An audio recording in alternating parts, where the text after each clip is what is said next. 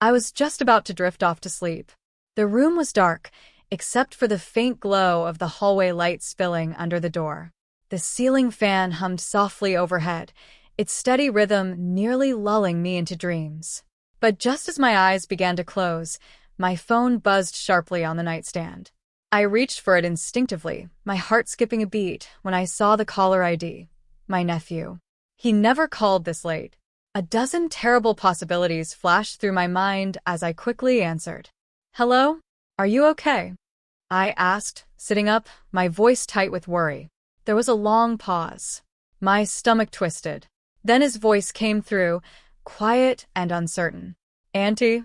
I didn't know who else to call. Those simple words hit me harder than I expected. He sounded nothing like the confident young man I'd watched grow up. There was something raw and fragile in his voice. "What's going on?" I asked gently. "I just needed to talk to someone," he replied, his voice trembling. "Someone who wouldn't judge me."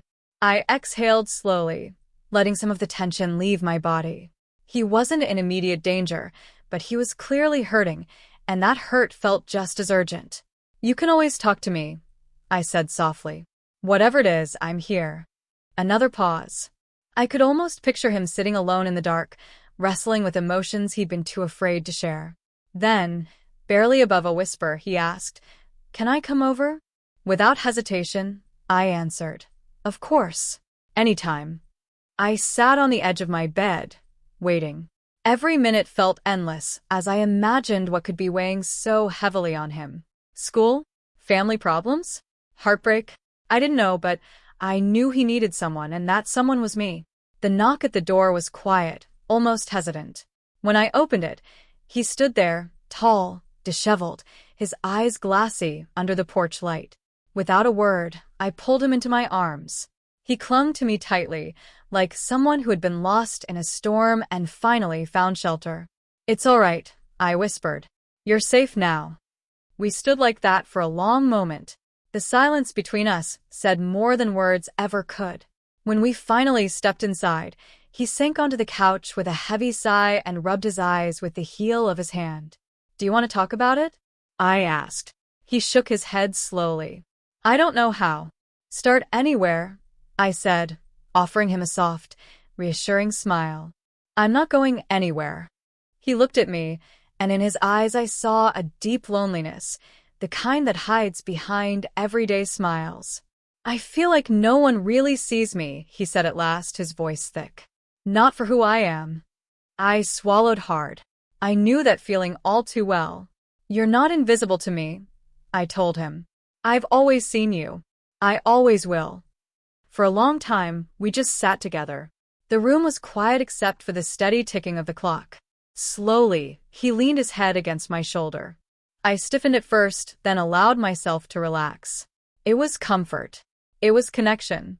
Two people trying to understand each other in a world that so often misunderstands. He didn't speak again for a while. I could feel his breathing gradually even out as the tension in his body slowly melted away. I rested my head gently against his, letting the silence do the healing. Eventually, he looked up, his eyes searching mine.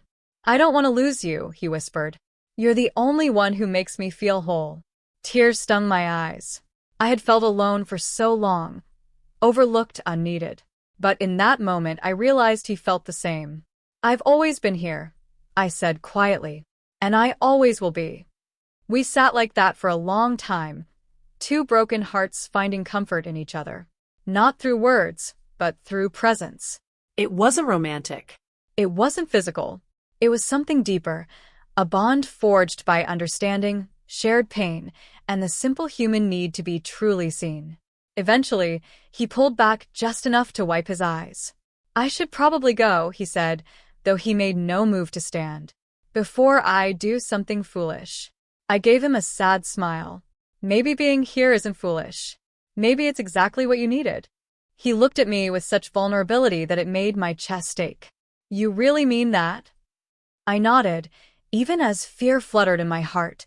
Fear of what might come next, of how complicated life could become, but also with hope. Hope that by being there for each other, we were doing the bravest thing of all. Not giving up. He reached out, and gently took my hand. His grip was firm and steady. He wasn't asking for more. He just needed to know he wasn't alone. "You're not alone," I said aloud, giving voice to what we both desperately needed to hear. We stayed like that until dawn, the first soft light casting gentle shadows across the floor. Soon, life would rush back in, complications, responsibilities, expectations. But in that quiet moment, we had each other. And for now, that was enough.